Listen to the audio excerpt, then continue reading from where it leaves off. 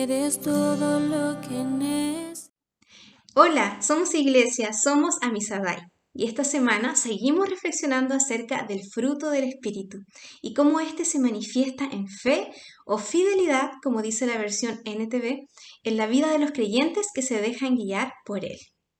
Cuando dejamos que el Espíritu Santo nos llene, Él desarrolla su personalidad y su carácter en nosotros y nos llena de fe. En cambio, cuando no estamos rendidos a Él, contristamos al Espíritu Santo. Y entonces funcionamos a partir de nuestra naturaleza carnal. Por lo tanto, nuestra fe se reduce. La fe es la raíz de toda fidelidad a Dios, porque la fidelidad es la expresión externa de nuestra fe interna en Dios. Entonces la fe, ¿cierto?, produce fidelidad.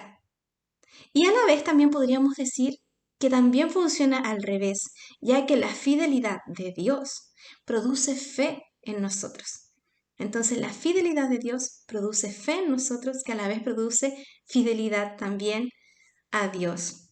Dios es el que pone el don de la fe en nosotros y luego Él hace crecer y madurar esta fe mientras caminamos con Él. Y Él nos hace partícipes de su obra. ¿Cuántos de nosotros, por ejemplo, hemos orado y hemos recibido respuestas del Señor? Creo que muchos de nosotros tenemos testimonios de cómo Dios nos ha contestado. ¿Cuántos de nosotros hemos visto su obrar y su fidelidad a lo largo de los años? Muchos, como yo les decía, tenemos historias que contar acerca de la fidelidad de Dios en nuestras vidas. Y gracias a Dios que nuestra fe puede seguir desarrollándose, creciendo y madurando al mantenernos unidos a Él y al practicar también la fe. Salmos 37:3, en la versión Reina Valera actualizada, nos dice algo muy bonito. Dice que podemos apacentarnos de la fidelidad. Es decir, que podemos comer de la fidelidad de Dios, que podemos alimentarnos de esta fidelidad. A veces nosotros no podemos comer mucha comida, ¿cierto? De todo tipo, porque eso nos puede afectar en nuestro cuerpo. Nos afecta en el azúcar, el colesterol, nos hace engordar también y a otras personas también les causa otros problemas gastrointestinales, ¿cierto? Etcétera. Pero qué bueno es saber que podemos alimentarnos sin culpa y abundantemente de la fidelidad del Señor. Y que eso no nos hace mal, sino que al contrario nos llena de fe. Cuando nos alimentamos de Él, eso nos llena de fe.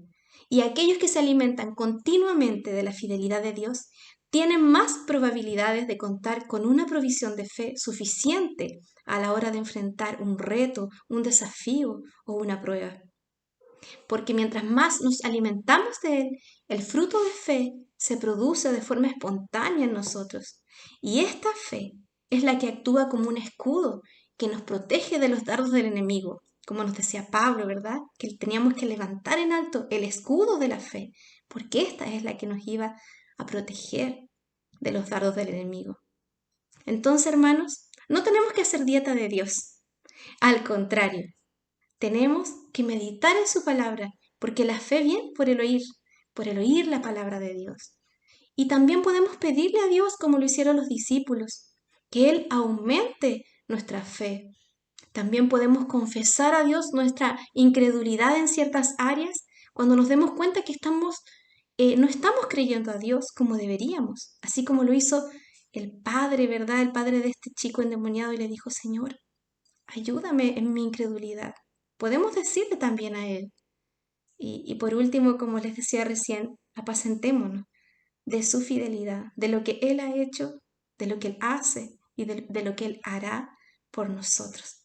Porque todas estas acciones van a hacer que podamos desarrollar más nuestra fe y por consiguiente nuestra fidelidad a Dios. Que el Señor les bendiga y que tengan una excelente semana. Somos Iglesia, somos Amisadai.